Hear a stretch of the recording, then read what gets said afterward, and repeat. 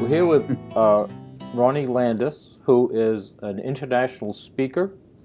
He speaks about health, mental condition, and how we got so far off track, which is such an amazing thing to me, to think that you could take a whole nation or the entire world and start pulling them off in common sense and overcomplicating everything. So I leave it to you, Ronnie, from this point, because we're very excited to have you here and listen to you speak. So take it away. Yes, thank you, Ronnie. I do want to add too, Ronnie does a lot of interviewing of a lot of different people who are motivating, and I think he will speak on that as well, just the people that he's in contact with, which is great as well. So yes, thank you. Fantastic. Thanks for being here. Yeah, sure. Thanks for having me. You know, the whole thing of how this all started, you know, how we got so far off track. I mean, I think that would help so many people to hear that, because we're not just off track on our diet. We're off track on our mental ability to have common sense, to simplify.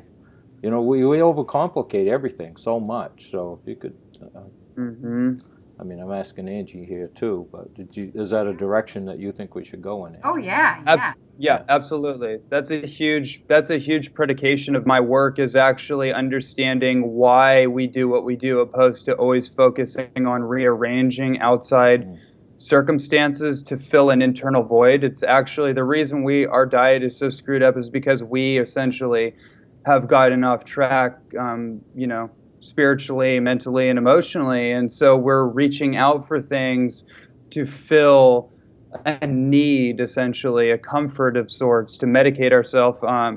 And so the outer world reflects the inner world, essentially, is kind of my basic idea. But I can unpack that and go deeper and kind of make it like practically kind of explain that I spent my life in the field of human potential. And so it's kind of given me an interesting kind of perspective at this point. Over the last decade, I've been mostly focused on holistic health and natural nutrition, and really dedicated my life to being, in my mind, my original goal was to actually be the biggest voice for natural nutrition in the world. That was the idea in my head, and now that kind of goal, if you will, took me on a journey of meeting and befriending some of the biggest voices in the world for health and for raw foods, and for, really understanding what the implications of health were. Like, how does this body really function at an optimal peak potential? Like, and how have we gone so far off track? And kind of understanding every single conversation surrounding nutrition. And then really cross-referencing that with my background in personal development and transformational conversations, and really being like a practical psychologist throughout my life, and a martial artist throughout my life. It kind of has given me a unique perspective on the physical and metaphysical aspects of health and nutrition. Some of my mentors are people like Michael Beckwith. I was in Egypt for 2 weeks with Michael Beckwith a couple months ago. And people like Dr. Gabriel Cousens and David Wolfe and many other these uniquely wired individuals have been attracted into my world as personal mentors. And so my whole deal essentially is about bridging the concepts of you are what you eat and you are what you think about, and bringing those two things together, because I believe that they've often been either misinterpreted or just compartmentalized. And so my work is really about bringing the metaphysical and physical into a dynamic kind of collaboration as a way to experience more human potential. And I've just been blessed, really, to be in contact with some of the most inspiring thought leaders in the world, and to have amazing colleagues in the field of nutrition and health and functional medicine and alternative medicine and psychedelic medicine, and just like every aspect of really health that you can imagine, somehow I feel like for me it's karmic. It's like my dharma in a sense. Like I made a decision about 10 years ago that I would eventually become the biggest voice in the natural foods world. And that was an evolutionary goal. It wasn't a goal from my ego. It wasn't a goal of my validation or something where I was trying to fill some kind of significant void. It was something that just came through me because I believe that our goals and visions are teaching us about the type of person we're capable of becoming. And it's not so much about fulfilling the goal as it is about having something that stretches you, that allows you to become more of who you're capable of being. And you need a vision and a goal that stretches you enough outside of who you're comfortable being in order to become something completely new. And so along the path over the last decade, I've been introduced to just some of the most amazing people in the world that have poured into me, that saw something in me. And I'm happy to say, at 31 years old now, that I've become completely unrecognizable to the person that I used to be. And it started from that one point when I made a decision that I was no longer going to just entertain the same old. I was going to change my life, and I was going to actually be a voice for a message. And that's really what I'm doing here right now with you guys. And we are glad you're here doing it. That's for sure. So you said vision and goal along the way. Yeah. What could you ask, or what could you say to our audience that would help them understand how to set that vision, that goal, and focus on it and stay focused on it? That's a great question. That's I feel as though that's the one thing people struggle with, right? Is staying consistent. And it's not about, a great principle about health and nutrition is that it's not what you do once in a while that makes the biggest impact. It's what you do consistently day in and day out. It's what you think day in and day out. It's how you feel about yourself day in and day out. It's the types of foods that you're eating day in and day out that actually make the biggest impact. And for most people, unfortunately, it's a negative impact. It's an impact that's causing people to go in a downward spiral about themselves. So they actually, on a deep, deep level, don't believe that they're worth it. They don't believe that they're worth the organic food. They don't believe that they're worth upgrading their lifestyle. A lot of people don't believe that they have time to do the meditation. Those are the people that need to do meditation the most, is the people that don't have the time to do it, right? Because we have to interrupt the pattern. And if you don't interrupt the patterns of your life, then life will interrupt the patterns for you. If we stay on this trajectory of being busy all the time and telling ourselves a story that we don't have enough, or we're not enough, we're not good enough, whatever the story is, we have to be able to rewrite the script of our story. So that might sound a little far away for some people. That might sound a little hard to get to. There's a lot of amazing practical things that people can do. I think journaling is actually really, really important for people, because one of the things that happens, I notice, that creates like chronic levels of stress and frustration, is that we try to hold all our thoughts up in our head, right? We think that our brain is some kind of like storage department where we just store all our thoughts and all our goals and all our ideas for what life will look like one day, eventually in the future, when everything is like ideal. And that actually creates, if you think of like a hard drive or a processor in your computer, if you just store old files and junk files, it's going to eventually get backed up and your processor is going to run very slowly. So essentially what you want to do is delete outdated files and data from your brain to increase the bandwidth. And the way that you do that is you take out a piece of paper and you just start writing. Like this is like a brain dump. is that you just start writing stuff out and you don't even think about it. Nobody is going to see this, so you don't have to worry about being judged or anything. These things that people worry about, spend their whole life avoiding, right? Like, we don't have to worry about that. You just write, and just get it out. Because once you get it out of here, then you make room for new, innovative, and more inspiring ideas to actually start to emerge through you. And that, to me, is one of the really practical things that anybody can do for 5 minutes. It's free, right? It's totally free. You don't have to go and spend any money on some course or something. But the reason people don't do it is because it's so simple. I find that actually the simplest things make the biggest impact, and those are the things that people avoid because they're trying to mentalize life. They're trying to intellectualize life. And just on that note, I think that one of the big philosophical keys is that a lot of people are disembodied, meaning that they're living in their head. And they're trying to, as I said, they're trying to predict life, right? They're trying to predict the next step and the next 10 steps. And it's like your mind is trying to create a safety net out of what it fears of the unknown. And so it tries to create these stories to keep you safe, essentially.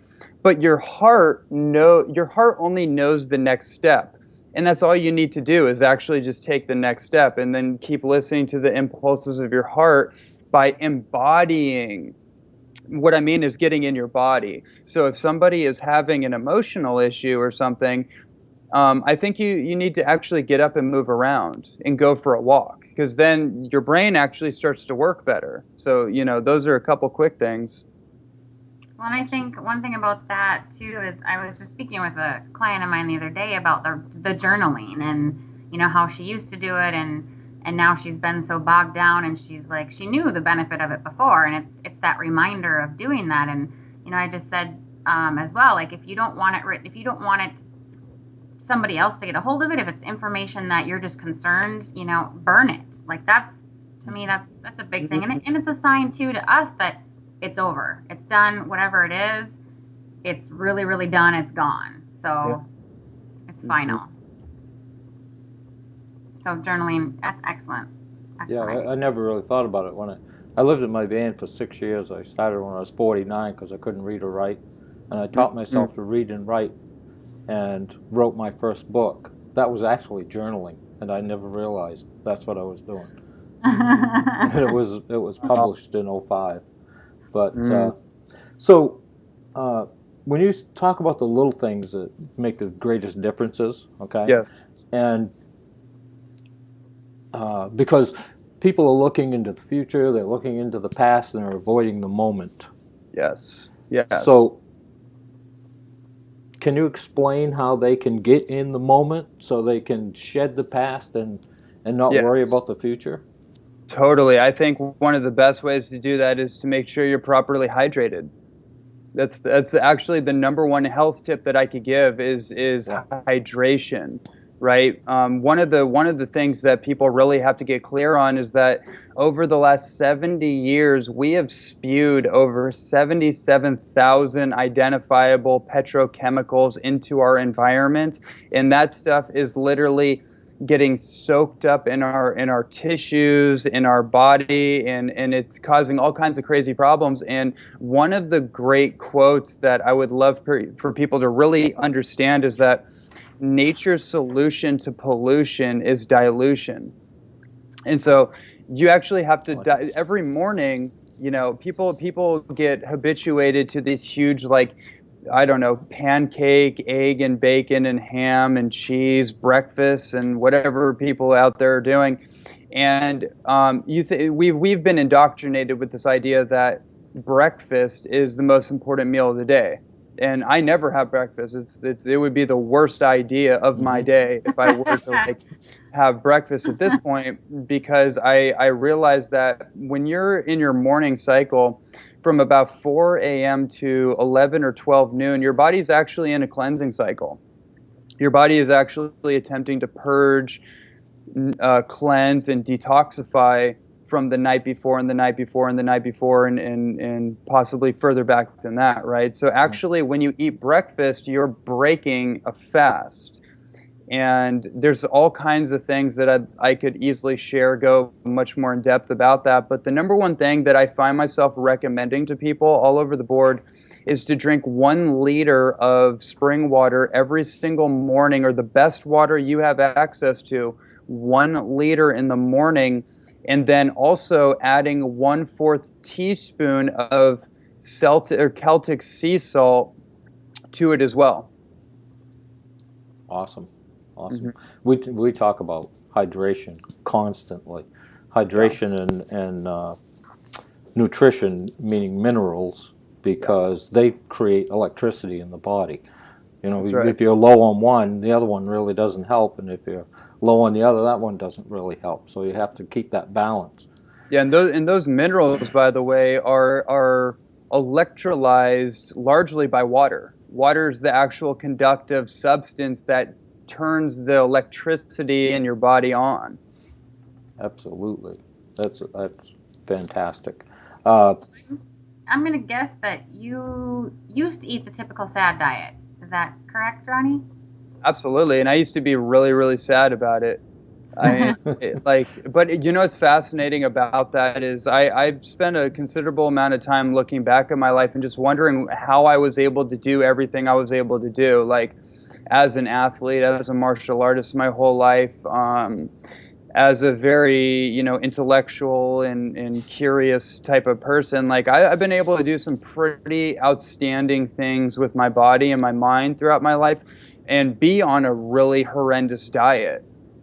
However, the straw that broke the camel's back did happen for me. All the wear and tear I was putting on my body, and eventually my hormones in my youth stopped regenerating as quickly, and my enzymes and whatever else was being depleted in my body.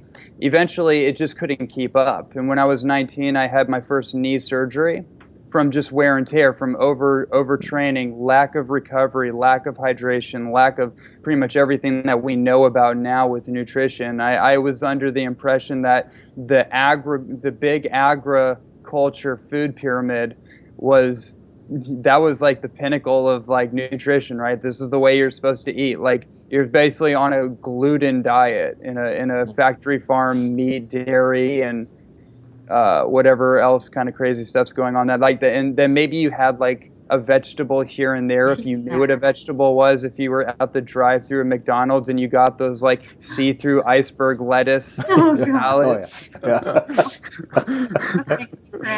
Yeah, you just sneak that in once in a while, right? That's kind of, and yeah, I was on that approach, so I know what it's like. And I remember also when the light switch went off for me, and I was rehabbing my knee for about 2 years, very intensely. It was a very tough time for me, and but I fought through it, and I eventually overcame it where I could get back into my sport and keep training. But then I had another knee surgery a couple years later, and then that was really the moment when like it all came through. I started studying organic nutrition. I studied like, going for like grass-fed meat and chicken and that kind of thing. And then eventually I got out of all that, and I got into raw foods and got into vegetarianism and veganism and more of a spiritual approach to nutrition. So here's a question for you on that. Because you had your surgeries, why? What spurred that thought process in you that food was an issue? Yeah, well, it was actually before my second injury. I just realized at like 19 or 20 years old, where like my whole life was consumed about being the best athlete I could possibly be. Like, my whole life was all about that. So it just dawned on me one day that food probably would affect my performance. It was all about sports performance at that time.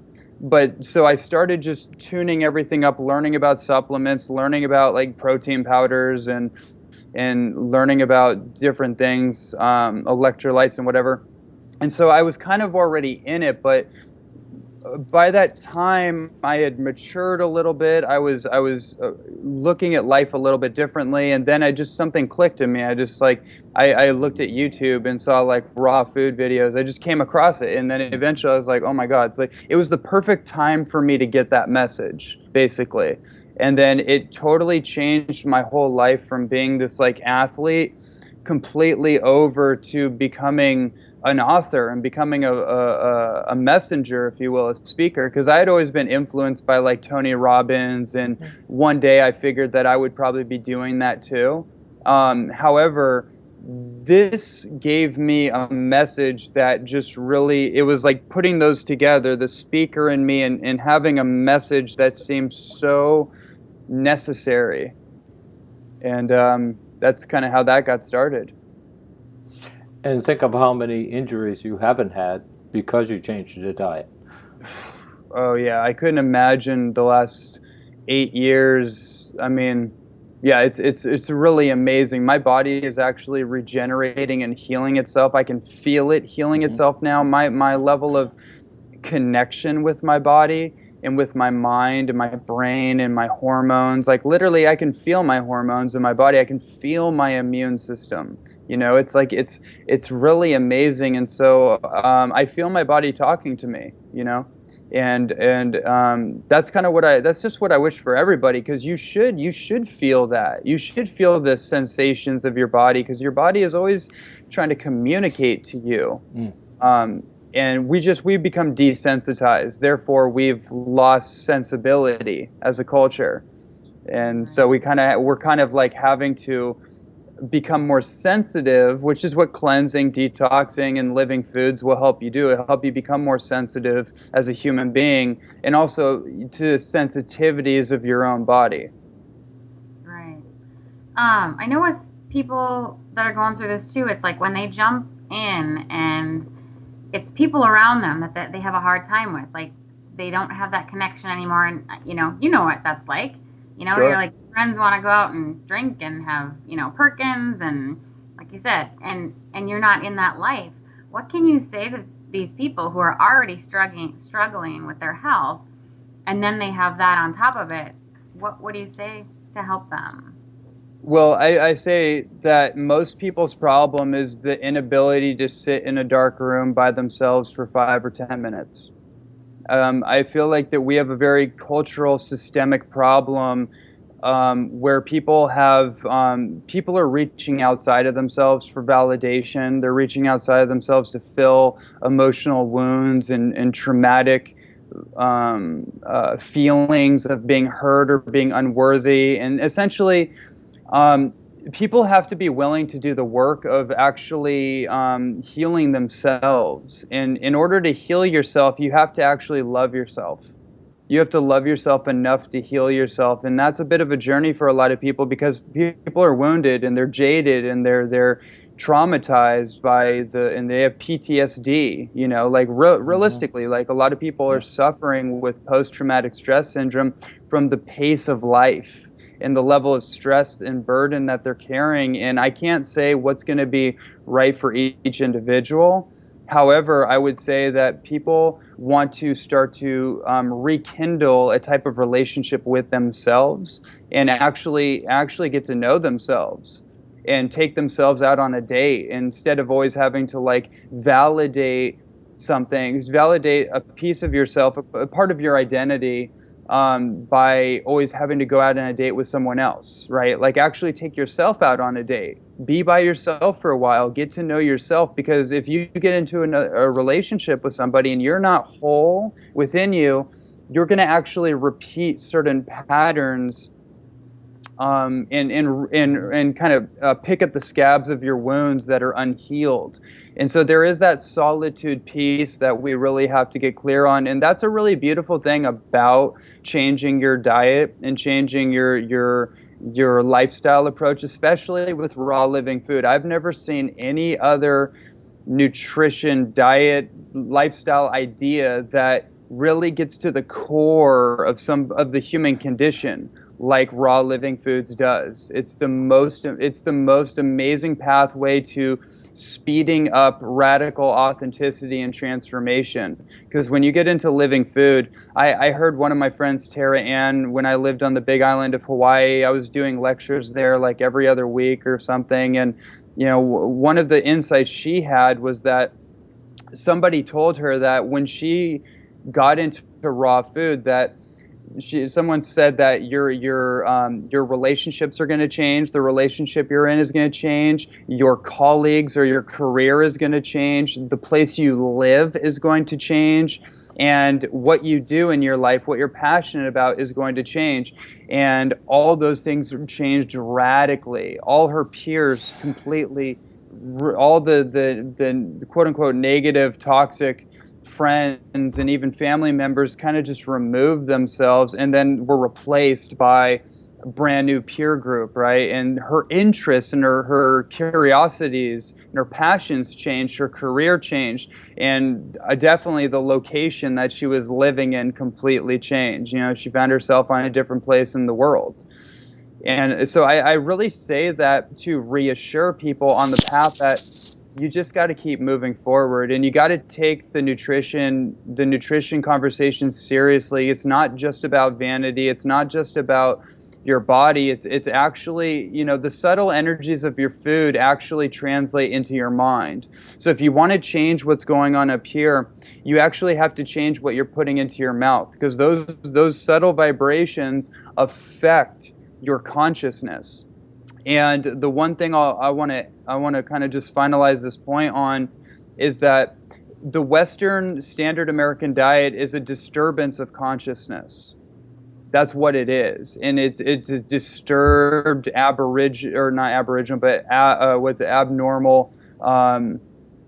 There's some other word I'm looking for, but essentially it's the same thing. It's a disturbance of consciousness. That's what, fear, death, greed, pain, agony, short-term thinking, deforestation, fracking, all these really disturbed, immediate gratification ideas is what is the actual energy that has created the factory farming industry. It's what's created the standard American lifestyle, essentially. So the energies of food that's grown with love, that's grown with patience, that's grown essentially from your farmers, going to your farmer's market and connecting with the farmer that actually grew the food, and talk to the farmer. If you like their personality, then buy their food. It's telling you something. Interesting concept. Absolutely. So speaking on that, I'm kind of curious, have you done fasting then? Absolutely. Oh yeah. Okay. What's your take on the water fasting, juice fasting, dry fasting, all of the above? Sure. I think it's essential, actually. I think it's absolutely essential. In my podcast, episode 38, my friend Christopher Aaron, who's a really well-known raw foodist, came on and we talked all about fasting, because that's his main thing. Is he takes people on these 20 and 40-day water fasts, and I have a lot of friends in this field that are expert fasters. I'm thinking of people like Christopher, like Marcus Patrick, like Gabriel Cousins, people like that have like dedicated certain amounts of time in their year to doing like 20 or 30 or 40-day water fast. So it's totally possible, although that's something that is a little more like black belt level. That's something that you don't just start with. That's something that's like, when people get into like psychedelics, for example. I have a lot of experience in that world too, and it's something that calls you.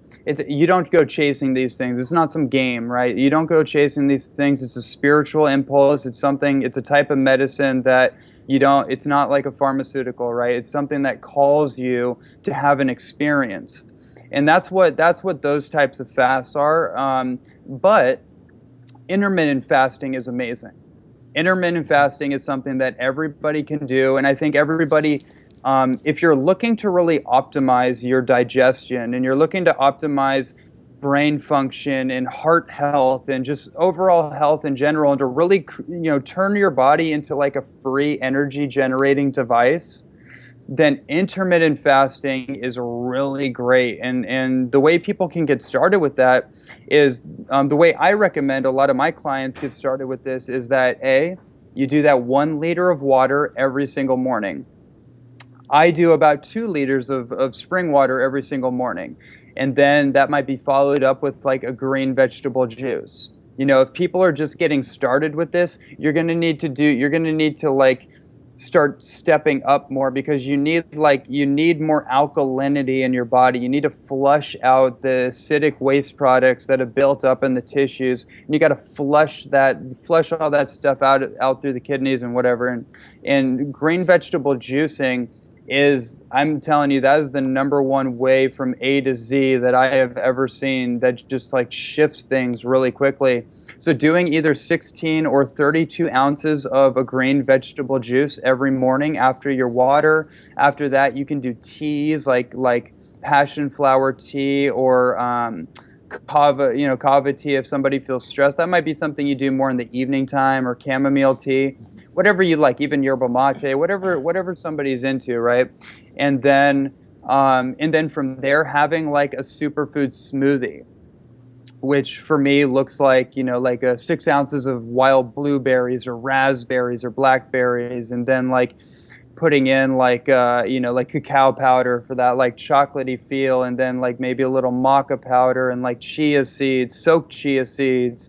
What else is great? Like aloe vera and spirulina and coconut water, and you can go as complicated as you want, or you go as simple as you want. I used to do like 20 or 30 ingredients back in the day, and now it's like now we've simplified a lot more since then. But that's the basic idea: is that you're doing a liquid diet for the first morning. So your body gets nourished, right? We're not depriving it of nutrition, but we're essentially depriving it of a lot of calories. And this is something people work up to. Somebody may only be able to do like 2 hours in the morning doing the water and the juice, and they're just like, okay, I need to chew on something. Great, awesome. One important thing is that this is not about perfection. This is not about getting it right on the first bat. This is your life. This is a day-to-day progressive unfoldment of your own metabolism and what your physical body, what your relationship with your body can be. So this conversation could go so much more in depth, but I just want to pull it back for simplicity's sake, and just drive the basic idea that if you hydrate yourself first before anything, that will be the most profound thing that happens to you. One of the great things about raw living food is that it's a water-based diet. Mm-hmm. Fruits and vegetables are mostly water, and that's one of the great things about it. And when you cook food, the first thing that goes is the water content, and then the enzymes follow, and then the micronutrients and whatever else. But it's actually water. One great quote I want to leave with about water is that whatever problem you have in your life, water will dissolve it into a solution. I like that. I like that a lot. Do you recommend, we get this all the time about multivitamins. Sure. What are your thoughts on multivitamins? I'm not into the idea of a multivitamin sounds really good. However, the products are crap. Yeah. Just to put it bluntly, like they're artificial. The minerals are probably being dug out of some mine, like calcium supplements and that kind of thing. Like it's actually cosmetic. It's artificial. It's not real. What is real is spirulina powder. What is real is chlorella powder and marine phytoplankton and blue-green algae. So like E3 Live, for example, one shot of E3 Live, that's a blue-green algae liquid-based supplement, I mean, you want to talk about a multivitamin, that will take you to another place. Like where a multivitamin is just like, as they say, like expensive urine, right? Or actually it could silt you up. If it has like calcium Calcium sediment that's being dug out of mines, that will actually silt you up and cause you to be more arthritic. So we want to get these things from natural food as much as possible. I do like some supplements, but I'm always thinking about where are they derived from? Like, where is natural derivations of certain supplements. Always, if it's made in a chemical laboratory, then it's like, oh, it's like pharmaceutical consciousness. It's just something that I can't really totally get in alignment with. I'm always food first. So like, to me, a multivitamin is like those things that I just rattled off. Yes. Purest water in the world is the water that's found in fruit and vegetables, because it's been filtered through the earth, through the plant, into that cool little bundle that tastes so good when it's tree ripened. Yeah, totally. Well, I mean, I used to be a huge, supplement person. I was part of a business, and I just saw the benefits, and I continued to get sick and sick and sicker. And just after researching and understanding what I now know too, it's like you look back and go, man, it can get so driven into us that this is what's right. These are so good for your body, until we go and we wake up.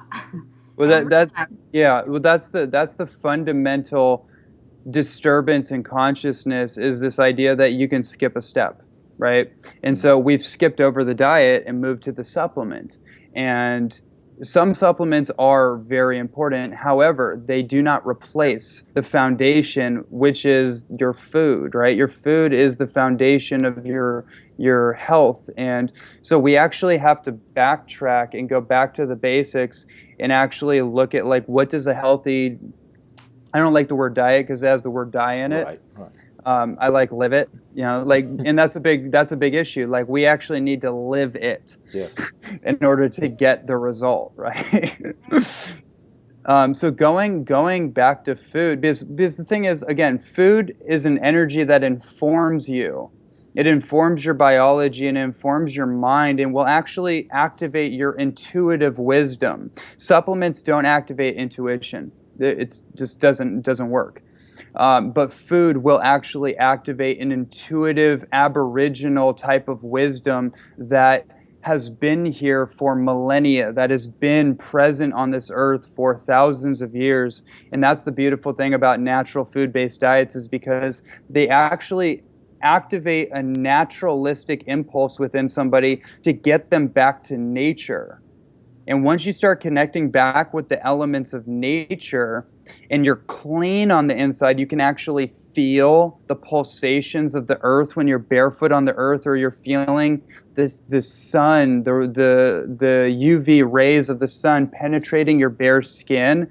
It activates something within you that is it's ancestral. That's the best way I could put it. It's truly amazing. And so that's what food did for me, and that's what it's done for all my friends and all my colleagues. Is that's the number one commonality between all of us, and that's been in this for like a decade or longer, is that we were living in a box in reality. We were getting out of a box. We were living in a box. We were eating out of a box. We were driving in a box to a box, and it's in an artificial environment. If you took a gorilla out of its natural environment and put it in an apartment and fed it like coffee and donuts, right? It's kind of like it's kind of what the situation has been. And so when you start eating natural food, especially raw living food, and the wisdom that it bestows upon you and your biology, you will notice, you will start to gravitate naturally without you consciously having to think about it. You will find yourself in a park. You will find yourself on a beach. You will find yourself going for hikes. It's just what happens. Absolutely. So the infinite wisdom that you get from live foods and being connected to the universal life force energy that surrounds the world, which most people think you're crazy because you're talking about that, because of the standard American diet detuning you. the fluoride, calcifying the pineal gland, and destroying vitamin K2, which distributes calcium through your body, and well, it's supposed to go to the teeth and the bones, but when that vitamin is not there, it can't distribute properly. Right. But one of the things that I find shocking, and I'm no different. I had to get sick to wake up. Yeah. Why is that? I don't know why that is, but I feel like human beings just have a hard time learning easy lessons. And we just have to we have to be against the brick. We have to be against the wall. I don't know. It just seems like it just seems like the way things go. And there's a few people in the world that learn from other people's experiences, and then most of us have to learn from our own enduring experiences. Maybe it's because we have to develop more endurance. Maybe it's developing characteristics inside of us that are calling us to be stronger, or more capable, or more resourceful. I don't know. It'd be nice if we would just do that without having to always bang our head against the wall, but that just seems to be what we do. I think we just think that it's not going to be us. It's not going to happen to us. We're doing everything right, and as we're told, and as we're directed, and it's not going to happen to us. And, I think that's what I run into, too, with a lot of the people that I speak with, and a family. I mean, I don't know what your family is like, but that's the hardest part. I have some of the sickest people, and they don't care what you have to say, even though there's other people who are scrambling to hear what you have to say. Yeah. Well, there's that saying that you can never be a prophet in your own town, right? Right. And man, that is true. Yeah. So true. Because your family remembers you. All the way from when you might not have been so healthy or so passionate. They installed the buttons that make you emotionally go off. Totally. And they love to use them. And how dare you change your mind. I had a friend here that went to California, and he was losing his hair. He's a young guy, not doing very well. Came back, his hair's growing back, because of the live foods and the mental adjustment that he made. He's physically getting better.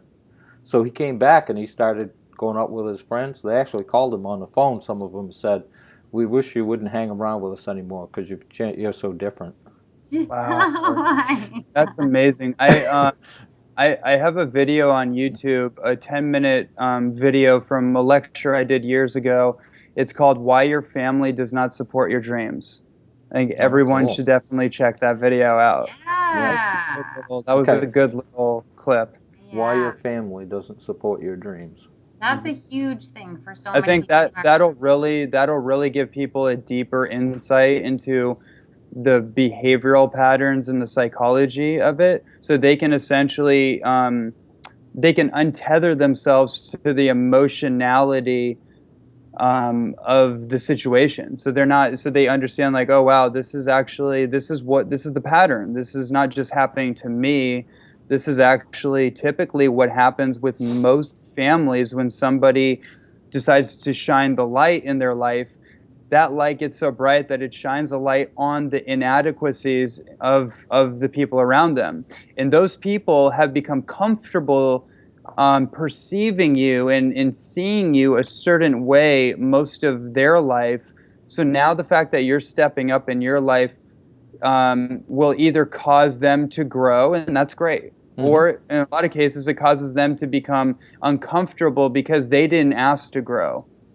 And by you growing and being in that general proximity, it's going to force them to shift. And most people don't like that. And they will actually try to reach out and pull you back. That's right. Yeah, crabs in the bucket. Yes, that's right. Crabs in the bucket. It's such an amazing thing to watch that. I have actually seen that live. And every time a crab tries to crawl out, I want to reach out and grab it, pull it back in. Unbelievable. And it's so incredible to watch all that stuff. So you didn't travel much before you decided to, which brings me to another point, kind of like The Secret, right? Yeah. our words pave the road to our future. And until we change those words, it's kind of like connecting with universal energy again. You know, Yes. it's going to give back. Is that correct? It gives back to us what totally. I believe that. Tony Robbins has a great phrase, changing our TV, which is our transformational vocabulary. And we need to actually really monitor our what we say. And we need to monitor the words we speak, because we don't really realize the real implications of the words we choose. For example, I was out with this woman the other day, and very conscious person, healthy and into all yoga and everything. But we were talking about like shifting something in her life, and she kept using the word can't. You know, like in can't, like I just can't do this. And I just stopped her. I was like, is there a better word you could use than can't? Like, is there more of a transitional word maybe? If you can't quite get to can, if you're not able to get to can, then maybe there's a different word that you can use than can't, right? That maybe it's I will or not yet, you know, words that are in motion, but can't is like a closed door. And you're automatically closing the door on your potential and your God-given birthright of your potential, essentially. And you just shut the door on all that. So it's so important that we really realize the power of our language, and what an incredible gift that we're actually literate. We don't realize that most of the human population throughout history has been illiterate. We can actually read, write, and speak any language we want. We can learn any language we want, but you have to want to change. You have to want to grow. That's the number one thing, is like, if you really want things in your life to change, you have to want to change.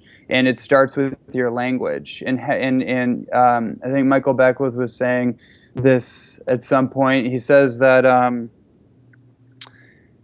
you don't see, or you don't describe what you see what you describe. Right? So Okay. by describing something, you start to see it. Which is how we manifest things into being, right? Right. Yeah. Right. Yeah. So you have to be the author of your story, essentially. Yeah. And you can Absolutely. rewrite the script. Absolutely. Every moment of every day. Absolutely. I had a question and I lost it when I said that. But so I haven't had a TV in 20 years. Wow. Yeah. Really? Yeah. I haven't had a cup of yeah. I haven't had a cup of coffee in probably 15 years. Yeah. Not that I have anything against either one of those. I don't really care. It's not part of my personal journey to tell somebody to stop doing that. That's not a thing. But with frequency and energy and vibration, I know what I was going to say now. The word like but and can't and those two are probably the biggest that I hear all the time. What I've come to understand is our energy, the energy of the universe is getting stronger every day, and that's why the stars are brighter. The moon is like a headlight on a car now. And when we hear the word but, or we use the word but or can't, that's the old energy of yesterday still stuck in our body. And until we can let that go, then we're trapped there. Yeah. Would you agree with that? I totally, 100%. That's profound. It's like, I feel like people right now are in an identity crisis. So they're teetering between their old identity and the new emerging identity. And it's like certainty versus uncertainty.